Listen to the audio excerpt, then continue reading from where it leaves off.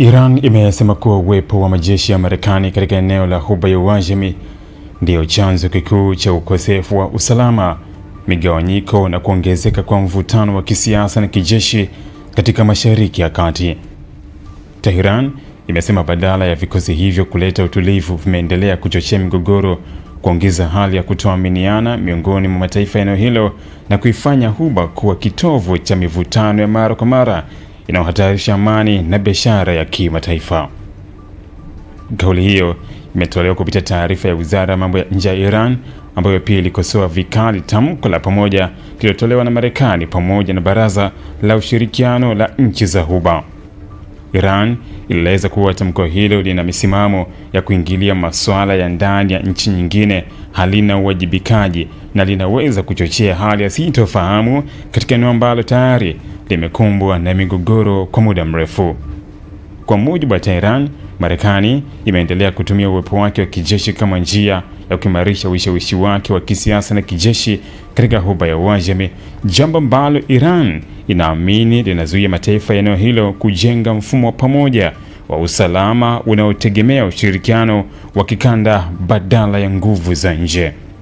Serikali hiyo ilisisitiza kuwa usalama wa kudumu unaweza kupatikana pale ambapo mataifa ya Ghuba yatashirikiana moja kwa moja bila kuingiliwa na mataifa ya kigeni. Iran pia ilirejea msimamo wake kuhusu mlango wa Hormuz, ikisema kuwa njia hiyo muhimu ya kimataifa inapaswa kusimamiwa kwa ushirikiano kati ya Iran na Oman kwa kuzingatia makubaliano yaliyopo kati ya pande hizo.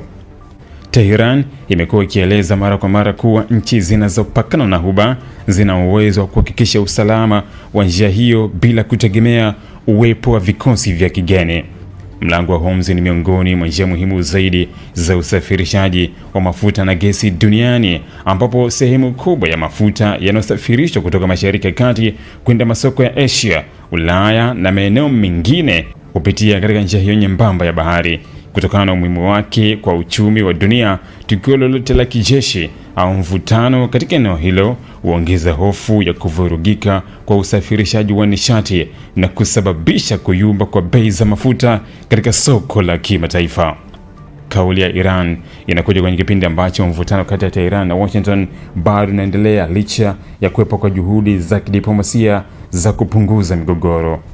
Tofauti kubwa kati ya pande hizo mbili zimeendelea kujikita katika masuala ya usalama wa Ghuba ya Uajemi, uwepo wa majeshi ya Marekani katika eneo hilo, pamoja na namna ya kuhakikisha usafiri wa meli kupitia mlango wa Hormuz unaendelea kuwa salama bila kuhatarisha amani ya kikanda.